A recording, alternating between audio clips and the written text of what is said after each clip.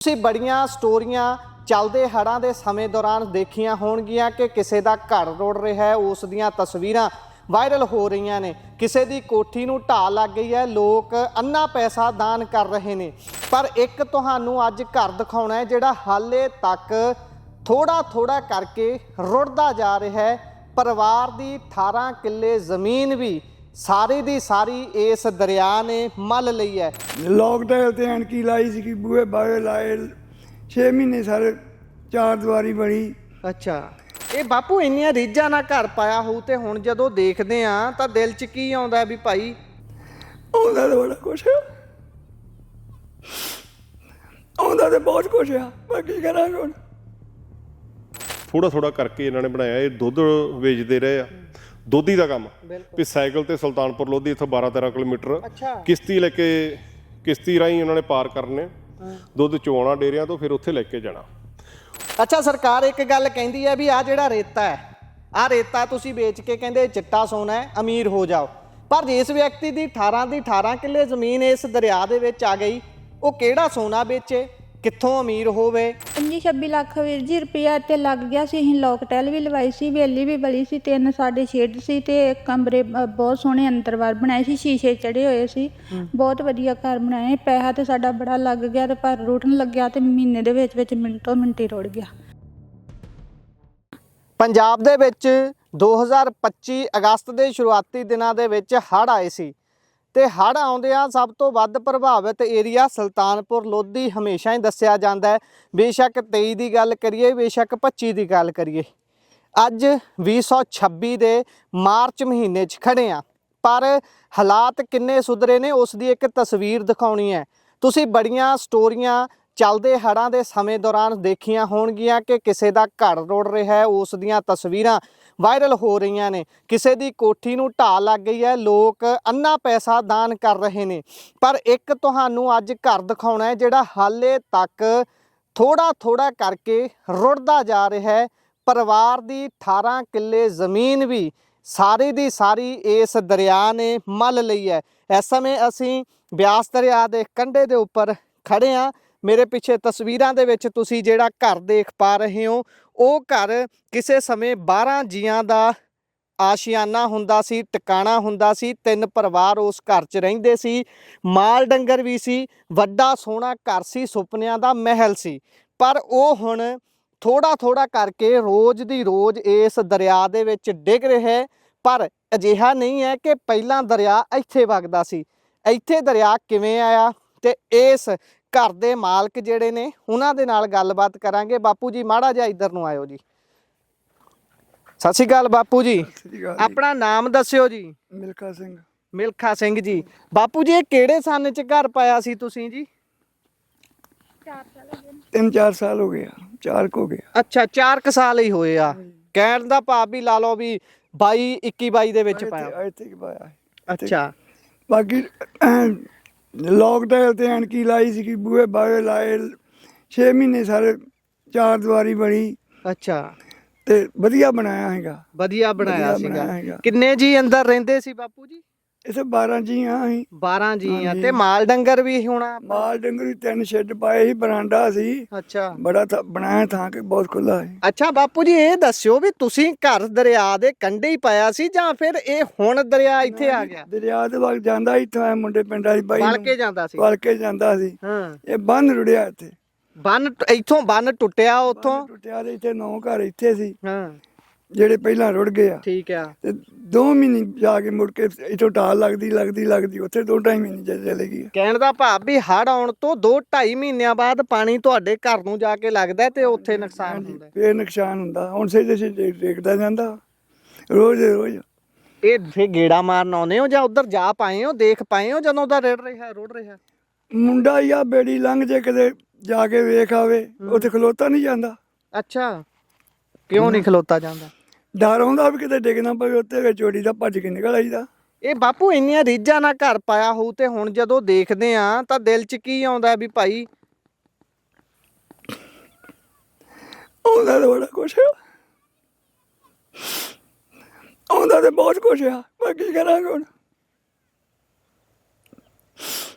ਕਿਸੇ ਨੇ ਬਾਹ ਫੜੀ ਆ ਕੇ ਤੁਹਾਡੀ? ਮੈਂ ਤੁਹਾਨੂੰ ਦੱਸਿਆ ਵੀ ਮਗਰੋਂ ਨੁਕਸਾਨ ਹੋ ਲੱਗਾ ਵਾ, ਮਗਰੋਂ ਸੇਵਾ ਚੱਲ ਮਿਲੀ ਆ ਸਾਨੂੰ ਥੋੜੀ ਥੋੜੀ। ਇਹਨਾਂ ਪ੍ਰਧਾਨ ਹੋਣਾ ਦਵਾਈ ਆ ਆਉਂਦੇ ਰਹੇ ਸੇਵਾ ਵਾਲੇ, ਮਗਰੋਂ ਮਿਲੀ ਆ। ਅੱਛਾ, ਪਹਿਲਾਂ ਨਹੀਂ, ਪਹਿਲਾਂ ਜਿਹੜੀ ਪਹਿਲੋਂ ਜੋ ਜ਼ਿਆਦਾ ਜ਼ੋਰ ਸੀ ਉਦੋਂ ਨਹੀਂ ਸੀ। ਉਦੋਂ ਨਹੀਂ।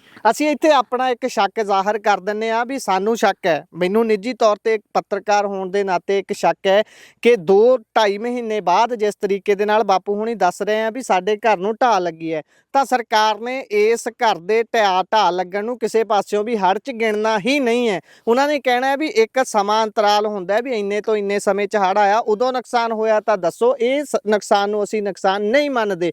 ਹਾਲਾਂਕਿ ਗਲਤੀ ਕੇਸ ਦੀ ਹੈ, ਨਾਕਾਮੀ ਕੇਸ ਦੀ ਹੈ, ਇਸ ਜਗ੍ਹਾ ਤੋਂ ਬੰਨ ਟੁੱਟਣ ਦੀ ਤੇ ਇਸ ਘਰ ਦੇ ਰੁੜ ਜਾਣ ਦੀ, ਉਹਦੇ ਤੇ ਕਿਸੇ ਨੇ ਉਂਗਲ ਨਹੀਂ ਧਰਨੀ। ਪ੍ਰਧਾਨ ਸਾਹਿਬ ਥੋੜਾ ਜਿਹਾ ਦੱਸ ਦਿਓ ਵੀ ਇਹ ਜਿਹੜੀ ਮੈਂ ਗੱਲ ਕਹਿ ਰਿਹਾ ਵੀ ਭਾਈ ਸਰਕਾਰ ਨੇ ਕੋਈ ਇਹਦੇ ਤੇ ਕੰਨ ਨਹੀਂ ਧਰਨਾ ਵੀ ਭਾਈ ਤੁਹਾਡਾ ਤਾਂ 2-2.5 ਮਹੀਨੇ ਬਾਅਦ ਢੱਠਿਆ ਹੈ ਘਰ ਤੇ ਅਸੀਂ ਉਹਦੇ 'ਚ ਕੁਝ ਨਹੀਂ ਕਰ ਸਕਦੇ, ਹੜ੍ਹਨਾ ਨਹੀਂ ਢੱਠਿਆ। ਬਿਲਕੁਲ ਤੁਹਾਡੀ ਗੱਲ ਆ ਜਿਹੜੀ ਇਹ 100% ਸਹੀ ਆ। ਹੋ ਵੀ ਇਦਾਂ ਹੀ ਰਿਹਾ, ਇਦਾਂ ਹੀ ਹੋ ਰਿਹਾ, ਇਹੀ ਚੀਜ਼ ਹੋ ਰਹੀ ਆ। ਅਸੀਂ ਅਫਸਰਾਂ ਨੂੰ ਉਸ ਘਰ ਦੇ ਉੱਪਰ ਲਿਜਾ ਚੁੱਕੇ ਆ। ਠੀਕ ਹੈ, ਉਹ ਕਹਿੰਦੇ ਵੀ ਬਸ ਤੁਹਾਡਾ ਆਨਲਾਈਨ ਇੱਥੋਂ ਕਰ ਦਿੱਤਾ ਗਿਆ, ਮੌਕੇ ਦੀ ਜਿਹੜੀ ਉਹਨਾਂ ਦੇ ਫਾਰਮੈਟਿੰਗਾਂ ਕਰਨੀਆਂ ਹੁੰਦੀਆਂ ਪੂਰੀਆਂ ਕੀਤੀਆਂ ਗਈਆਂ ਵਾ। ਪਰ ਜਿਹੜਾ ਇਹਨਾਂ ਕੋਲ ਫੰਡ ਸਰਕਾਰ ਨੇ ਆਲਰੇਡੀ ਜਿਹੜਾ ਨਿਰਧਾਰਿਤ ਕਰਕੇ ਦੇਣਾ ਉਹ ਤਾਂ ਦੇਣਾ ਹੀ ਆ। ਡੀਸੀ ਸਾਹਿਬ ਕੋਲ ਅਖਤਾਰ ਜਿਹੜਾ ਫੰਡ ਵੀ ਹੁੰਦਾ ਵਾ, ਬਿਲਕੁਲ ਬਿਲਕੁਲ, ਵੀ ਉਹ ਮੌਕੇ ਤੇ ਡਿਸੀਜਨ ਲੈ ਸਕਦੇ ਆ ਬਿਨਾਂ ਸਰਕਾਰ ਦੀ ਪਰਮਿਸ਼ਨ ਤੋਂ। ਵੀ ਅਸੀਂ ਜਿਹੜਾ ਸਾਰੇ ਡੀਸੀ ਸਾਹਿਬ ਨੂੰ ਦਿੱਤਾ ਹੁੰਦਾ ਵਾ ਕਿ ਤੁਸੀਂ ਟੂ ਦਾ ਪੁਆਇੰਟ ਜਿਹੜਾ ਵੇਖਣਾ ਵੀ ਤੁਸੀਂ ਉਹ ਜ਼ਿਲ੍ਹੇ ਦਾ ਮਾਲਕ ਹੀ ਜਦ ਉਹਨੂੰ ਕਹਿੰਦੇ ਨੇ ਤਾਂ ਬਹੁਤ ਹੱਕ ਹੁੰਦੇ ਨੇ, ਉਹਦੇ ਤੋਂ ਬਹੁਤ ਕੰਮ ਕਰ ਸਕਦਾ। ਬਿਲਕੁਲ ਜੀ, ਅਸੀਂ ਉਹੀ ਕਹਿੰਦੇ ਵੀ ਉਹਦੇ ਵਿੱਚ ਅੱਜ ਤੱਕ ਤੇ ਪਹਿਲੀ ਗੱਲ ਤੇ 3 ਪਰਿਵਾਰ ਆ ਜੀ। ਹਾਂਜੀ, ਇੱਕ ਵੀ ਨਹੀਂ। ਹਾਂਜੀ, ਇੱਕ ਪਰਿਵਾਰ ਦਾ ਨਾਮ ਭੇਜਿਆ ਗਿਆ ਵਾ, ਉਹਦੇ ਅੱਜ ਤੱਕ ਪੈਸੇ ਨਹੀਂ ਆਏ ਗਏ। 3 ਪਰਿਵਾਰਾਂ ਦੇ ਅਸੀਂ ਆਸ ਕਰਦੇ ਜਿੱਦਾਂ ਦੂਸਰਿਆਂ ਦੇ ਵਿੱਚ ਮਿਲਿਆ ਵਾ।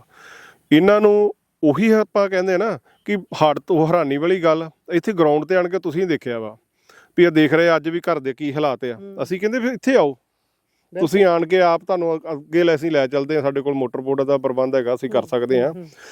ਪਰ ਨਹੀਂ, ਕਿਸੇ ਨੇ ਵੀ ਇੱਥੇ ਆਣ ਕੇ ਨਹੀਂ ਦੇਖਿਆ। ਦੂਸਰੀ ਗੱਲ ਇਹ ਆ ਜਿਹੜੀ ਤੁਸੀਂ ਪਹਿਲਾਂ ਕੀਤੀ ਸੀ ਕਿ ਬਾਪੂ ਜੀ ਘਰ ਤੁਸੀਂ ਸ਼ਾਇਦ ਦਰਿਆ ਦੇ ਕਿਨਾਰੇ ਤੇ ਬਣਾਇਆ ਹੋਊਗਾ। ਦੇਖੋ, ਕੋਈ ਵੀ ਇਨਸਾਨ ਜਦੋਂ ਘਰ ਦਾ ਢਾਂਚਾ ਤਿਆਰ ਕਰਨਾ, ਨਿਰਮਾਣ ਕਰਨਾ ਆਪਣੇ ਸਕਾ ਸੰਬੰਧੀਆਂ ਦਾ, ਅੱਜ ਕੱਲ੍ਹ ਤਾਂ ਇੰਜੀਨੀਅਰ ਆ ਗਏ, ਬੜਾ ਸਾਰਾ ਲੈਂਦੇ ਆ।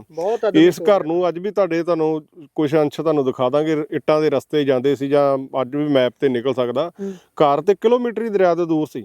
ਕਿਲੋਮੀਟਰਾਂ ਦੇ ਜ਼ਿਆਦਾ, ਕਹਿਣ ਦਾ ਮਤਲਬ ਵੀ ਕਿਲੋਮੀਟਰ। ਇਸ਼ਾਰਾ ਕਰਕੇ ਦੱਸ ਹੀ ਦਿਓ ਵੀ ਕਿੱਥੇ ਸੀ ਦਰਿਆ। ਕਹਿੰਦਾ ਜਿੱਧਰੋਂ ਇਹ ਦਰਿਆ 2 ਦਰਿਆ ਬਣਦੇ ਆ, ਉਸ ਤੋਂ ਲੈ ਕੇ ਕਾਫੀ ਦੂਰ ਲੰਮਾ, ਜਾਣੀ ਕਿ ਅਸੀਂ ਜਦੋਂ ਇਸ ਰਸਤਿਆਂ ਤੇ ਜਾਂਦੇ ਸੀ ਤੇ ਦੂਰ ਹੋਣ ਦਾ ਕਰਕੇ ਆਖੀ ਦਾ ਯਾਰ ਬਾਪੂ ਨੂੰ ਫਿਰ ਕਿਤੇ ਮਿਲ ਲਾਂਗੇ, ਰਸਤੇ 'ਚ ਆਉਂਦੇ ਜਾਂਦੇ ਵੀ ਦੂਰ ਸੀ। ਹਾਂਜੀ, ਤੇ ਦੂਸਰੀ ਗੱਲ ਇਹ ਆ ਕਿ ਇੱਕ ਜਿਹੜਾ ਹੋਰ ਜਿਹੜੇ ਵਿਦਵਾਨ ਕਹਿ ਦਿੰਦੇ ਆ ਕਿ ਇਹ ਜਿਹੜੇ ਇਹ ਦਰਿਆ ਦੇ ਵਿੱਚ ਬੈਠੇ ਹੋਏ ਆ। ਬਿਲਕੁਲ, ਦਰਿਆ ਦੀ ਜ਼ਮੀਨ ਮੱਲੀ ਹੈ। ਦਰਿਆ ਦੀ ਜ਼ਮੀਨ ਮੱਲੀ ਹੋਈ ਹੈ। ਬਿਲਕੁਲ ਨਹੀਂ, ਜਿਹੜਾ ਦਰਿਆ ਨੇ ਸਾਡੀਆਂ ਜਿਹੜੀਆਂ ਜ਼ਮੀਨਾਂ ਦਰਿਆ ਨੇ ਮੱਲੀਆਂ ਹੋਈਆਂ, ਮਾਲਕੀ ਜ਼ਮੀਨਾਂ ਵਾ। ਬਿਲਕੁਲ, ਜਿਹੜੇ ਇਹ ਬਜ਼ੁਰਗਾਂ ਨੇ ਘਰ ਇਹ ਵੀ ਕਹਿ ਰਹੇ ਸੀ 4 ਸਾਲ ਹੋ ਗਿਆ। 4 ਸਾਲ ਕਿੱਦਾਂ ਹੋਇਆ ਕਿ ਥੋੜਾ ਕਰਕੇ ਇਹਨਾਂ ਨੇ ਬਣਾਇਆ। ਇਹ ਦੁੱਧ ਵੇਚਦੇ ਰਹੇ ਆ, ਦੁੱਧੀ ਦਾ ਕੰਮ, ਵੀ ਸਾਈਕਲ ਤੇ ਸੁਲਤਾਨਪੁਰ ਲੋਧੀ ਇੱਥੋਂ 12-13 ਕਿਲੋਮੀਟਰ ਕਿਸ਼ਤੀ ਲੈ ਕੇ, ਕਿਸ਼ਤੀ ਰਾਹੀਂ ਉਹਨਾਂ ਨੇ ਪਾਰ ਕਰਨੇ, ਦੁੱਧ ਚੋਣਾ ਡੇਰਿਆਂ ਤੋਂ, ਫਿਰ ਉੱਥੇ ਲੈ ਕੇ ਜਾਣਾ। ਉਸ ਕੜੀ ਨੂੰ ਜੋੜ ਕੇ ਥੋੜਾ ਕਰਕੇ ਇਹਨਾਂ ਨੇ ਜਿਹੜਾ ਹੜ੍ਹਾਂ ਦੀਆਂ ਮਾਰਾਂ ਵੀ ਝੱਲੀਆਂ। ਹੁਣ ਥੋੜਾ ਬੜਾ ਜਦੋਂ ਇਹ 19 ਦੇ ਵਿੱਚ ਆਪਣਾ ਇੱਥੇ ਤੁਹਾਨੂੰ ਦੱਸਿਆ ਪੁਲ ਬਣਿਆ ਵਾ, ਉਹਦੇ ਨਾਲ ਜਿਹੜਾ ਥੋੜਾ ਬੜਾ ਸਮਾਨ ਜਿਹੜਾ ਸੌਖਾ ਆ ਗਿਆ ਤੇ ਘਰ ਬਣਿਆ ਵਾ। ਬੈਠੇ ਦੇਸ਼ ਆਜ਼ਾਦ ਹੋਣ ਤੋਂ ਦੇ ਦੌਰਾਨ ਆ ਜਾਂ ਪਹਿਲਾਂ ਵੀ ਜਦੋਂ ਦੇ ਸਾਰੇ ਸਾਡੇ ਬਜ਼ੁਰਗ ਇੱਥੇ ਬੈਠੇ ਹੋਏ ਆ, ਜਿਹੜਾ ਦਰਿਆ ਵਾ ਇਹ ਕਿਸੇ ਸਮੇਂ ਸੁਲਤਾਨਪੁਰ ਲੋਧੀ ਤੱਕ ਚੱਲਦਾ ਹੁੰਦਾ ਸੀ। ਸਮੇਂ ਦੀਆਂ ਸਰਕਾਰਾਂ ਨੇ ਕੀ ਕੀਤਾ, ਇੱਧਰਲੀ ਸਾਈਡ ਤੇ ਉਹ ਢਾਇਆ ਵਾ, ਅਸੀਂ ਕਹਿ ਦਿੰਦੇ ਹਾਂ, ਜਾਣੀ ਕਿ ਜਿਹੜਾ ਮਾਝੇ ਦੀ ਧਰਤੀ ਆ ਉਹ 25-30 ਫੁੱਟ ਉੱਚੀ ਆ ਦੁਆਬੇ ਨਾਲੋਂ, ਸਾਹਮਣੇ ਦਿਖਦੀ ਤੁਹਾਨੂੰ। ਸਮੇਂ ਦੀ ਸਰਕਾਰਾਂ ਨੇ ਕੀ ਕੀਤਾ ਕਿ ਇਹਨੂੰ ਵੋਟ ਬੈਂਕ ਬਣਾਉਣ ਲਈ ਕਿ ਥੋੜਾ ਏਰੀਆ ਨੂੰ ਹੋਰ ਬੰਨ ਮਾਰ ਦਿੱਤਾ, ਥੋੜਾ ਹੋਰ ਮਾਰ ਦਿੱਤਾ। ਇਸ ਜਗ੍ਹਾ ਨੂੰ ਜਿਹੜਾ ਬਹੁਤ ਘੱਟ ਰਕਬੇ ਦੇ ਵਿੱਚ ਕਰੀ ਗਏ, ਉਹਨੂੰ ਕੁੱਟੀ ਗਏ ਆ। ਕੋਈ ਅਸੀਂ ਜਿਹੜੇ ਦਰਿਆ ਦੀ ਕੋਈ ਵੀ ਤੁਸੀਂ ਵੇਖ ਲਓ, ਦਿਖਾ ਦਿਓ ਪਿੱਛੇ ਕੁਛ ਗੋਇੰਦਵਾਲ ਤੱਕ ਕੋਈ ਰਕਬਾ ਜਿਹੜਾ ਦਰਿਆ ਦੇ ਕੋਈ ਬੋਲਦਾ, ਬਾਕੀ ਸਾਰਾ ਜਿਹੜਾ ਮਾਲਕੀ ਜ਼ਮੀਨਾਂ ਦੇ ਵਿੱਚ ਦਰਿਆ ਚੱਲ ਰਿਹਾ ਵਾ। ਅਸੀਂ ਕੋਈ ਦਰਿਆ ਦੀ ਜ਼ਮੀਨ ਨਹੀਂ ਮੱਲੀ ਹੋਈ, ਦਰਿਆ ਸਾਡੀ ਜ਼ਮੀਨ ਦੇ ਵਿੱਚ ਜ਼ਰੂਰ ਚੱਲ ਰਿਹਾ। ਸਾਡਾ ਜਾਣੀ ਕਿ ਅੱਜ ਜਦੋਂ ਦੇਸ਼ ਆਜ਼ਾਦ ਹੋਇਆ ਅਸੀਂ ਉਦੋਂ ਦੇ ਇੱਥੇ ਬੈਠੇ ਹੋਏ। ਅੱਛਾ, ਸਰਕਾਰ ਇੱਕ ਗੱਲ ਕਹਿੰਦੀ ਹੈ ਵੀ ਆਹ ਜਿਹੜਾ ਰੇਤਾ ਹੈ ਆ ਰੇਤਾ ਤੁਸੀਂ ਵੇਚ ਕੇ ਕਹਿੰਦੇ ਚਿੱਟਾ ਸੋਨਾ ਹੈ, ਅਮੀਰ ਹੋ ਜਾਓ। ਪਰ ਜਿਸ ਵਿਅਕਤੀ ਦੀ 18 ਕਿੱਲੇ ਜ਼ਮੀਨ ਇਸ ਦਰਿਆ ਦੇ ਵਿੱਚ ਆ ਗਈ, ਉਹ ਕਿਹੜਾ ਸੋਨਾ ਵੇਚੇ, ਕਿੱਥੋਂ ਅਮੀਰ ਹੋਵੇ? ਜਿਸ ਦਾ ਆਪਣਾ ਘਰ ਸੀ, ਕਿਸੇ ਸਮੇਂ ਆਪਣੇ ਘਰ ਦੇ ਵਿੱਚ ਰਹਿੰਦਾ ਸੀ, ਉਹ ਵਿਚਾਰਾ ਹੁਣ ਕਿਤੇ ਹੋਰ ਕਿਸੇ ਦੇ ਘਰ ਰਹਿ ਕੇ ਨਾਲੇ ਤਾਂ ਅਹਿਸਾਨ ਲੈ ਰਿਹਾ ਹੈ, ਨਾਲੇ ਆਪਣਾ ਜਿਹੜਾ ਸੁਪਨਿਆਂ ਦਾ ਘਰ ਇੰਨੇ ਪਿਆਰ ਨਾਲ ਬੰਦਾ ਬਣਾਉਂਦਾ। ਜਿੱਦਾਂ ਬਾਪੂ ਹੁਣਾਂ ਦੇ ਬਾਰੇ ਦੱਸਿਆ ਬਾਈ ਹੁਣੀ ਕਿ ਸੁਲਤਾਨਪੁਰ ਲੋਧੀ ਤੱਕ ਦੁੱਧ ਪਾਉਣ ਜਾਂਦੇ ਰਹੇ ਨੇ, ਮਿਹਨਤ ਕਰਕੇ ਪੈਸਾ ਇਕੱਠਾ ਕਰਕੇ ਕੀਤਾ ਹੋਊ। ਆ ਭੈਣ ਹੁਣੀ ਮੌਜੂਦ ਨੇ। ਭੈਣ ਜੀ, ਜਦੋਂ ਘਰ ਬਣਿਆ ਸੀ ਤੇ ਇੱਕ ਵਾਰੀ ਵੀ ਖਿਆਲ ਆਇਆ ਸੀ ਵੀ 4 ਸਾਲ ਮਸੀਂ ਕੱਢਣੇ ਨੇ ਤੇ ਆਹ ਹਾਲਾਤ ਬਣ ਜਾਣਗੇ? ਅਸੀਂ ਵੀਰ ਜੀ ਬੜੀ ਮਿਹਨਤ ਕਰਕੇ ਘਰ ਬਣਾਇਆ ਸੀ। ਉਦੋਂ ਵੀ ਚੱਲ ਸਾਡੇ ਬੱਚੇ ਵੱਡੇ ਹੋਣਗੇ ਤੇ ਚੱਲ ਇਹਨਾਂ ਨੂੰ ਵਿਆਹੁਣਾ ਵਾ, ਸਾਡਾ ਸੋਹਣਾ ਘਰ ਬਣ ਜੂ। ਪਹਿਲਾਂ ਕੱਚੇ ਛੰਨਾ ਸੀ ਇਹਨਾਂ ਦੀਆਂ, ਬਾਅਦ ਦੇ ਵਿੱਚ ਕੱਚੇ ਜੇ ਕੋਠੇ ਸੀ 2। ਬਾਅਦ 'ਚ ਅਸੀਂ ਆ ਇੰਨੀ ਕਮਾਈ ਕਰਕੇ ਸਾਰੇ ਰਲ ਮਿਲ ਕੇ ਤੇ ਅਸੀਂ ਆਹ ਵਾਲੀ ਕੋਠੀ ਪਾਈ। ਪਰ ਸਾਨੂੰ ਇਹ ਨਹੀਂ ਪਤਾ ਵੀ ਸਾਨੂੰ ਰੱਬ ਨੇ ਵੇਖਣੀ ਨਹੀਂ ਦੇਣੀ, ਦੁਬਾਰਾ ਫੇਰ ਉੱਥੇ ਹੀ ਭੇਜ ਦੇਣਾ। ਫੇਰ ਉੱਥੇ ਹੀ ਭੇਜ ਦੇਣਾ। ਅਸੀਂ ਘਰ ਤੇ ਬੜਾ ਰੀਝਾਂ ਨਾਲ ਕੇ ਬਣਾਏ, ਪਰ ਰੱਬ ਨੇ ਸਾਨੂੰ ਵੇਖਣਾ ਨਹੀਂ ਦਿੱਤਾ। ਹੁਣ ਇਸ ਟਾਈਮ ਤੇ ਸਾਡੇ ਬੱਚੇ ਵੀ ਹਿਸਾਬ ਨਾਲ ਧੱਕੇ ਧੋੜੇ ਖਾਂਦੇ। ਸਾਡੇ ਦੇ ਬੱਚਿਆਂ ਦੀ ਰੀਝ ਵੀ ਨਹੀਂ ਲੱਥੀ ਜਿੰਨਾ ਸੋਹਣਾ ਅਸੀਂ ਘਰ ਬਣਾਇਆ ਸੀ। ਕਿੰਨਾ ਕੁ ਖਰਚਾ ਪੈਣੇ? ਵੈਸੇ ਇਹ ਗੱਲਾਂ ਕਰਨ ਵਾਲੀਆਂ ਨਹੀਂ ਹੁੰਦੀਆਂ, ਫਿਰ ਵੀ ਸਰਕਾਰ ਨੂੰ ਅੰਦਾਜ਼ਾ ਦੇਣਾ ਹੋਵੇ ਤਾਂ ਕਿੰਨਾ ਕੁ ਖਰਚਾ ਤੁਹਾਡਾ ਉਸ ਸਮੇਂ ਇਸ ਘਰ ਨੂੰ ਬਣਾਉਣ ਤੇ ਆਇਆ ਹੋਊਗਾ ਜਿਹੜਾ ਅੱਜ ਮਿੱਟੀ ਹੋ ਗਿਆ? 25-26 ਲੱਖ ਵੀਰ ਜੀ ਰੁਪਇਆ ਤੇ ਲੱਗ ਗਿਆ ਸੀ। ਅਸੀਂ ਲੋਕ ਟੈਲ ਵੀ ਲਵਾਈ ਸੀ, ਵੇਲੀ ਵੀ ਬਲੀ ਸੀ, 3 ਸਾਡੇ ਸ਼ੈੱਡ ਸੀ ਤੇ ਕਮਰੇ ਬਹੁਤ ਸੋਹਣੇ ਅੰਦਰ ਬਾਹਰ ਬਣਾਏ ਸੀ, ਸ਼ੀਸ਼ੇ ਚੜੇ ਹੋਏ ਸੀ।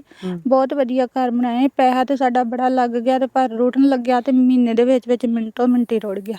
ਕੁਦਰਤ ਕੁਝ ਨਹੀਂ ਦੇਖਦੀ? ਕੁਝ ਨਹੀਂ ਦੇਖਦੀ, ਕੁਝ ਨਹੀਂ ਸੋਚਿਆ ਰੱਬ ਨੇ। ਨਾ ਸਾਡੀ ਪਹਿਲੀ ਰਹੀ ਤੇ ਨਾ ਸਾਡਾ ਘਰ ਹੀ ਰਿਹਾ।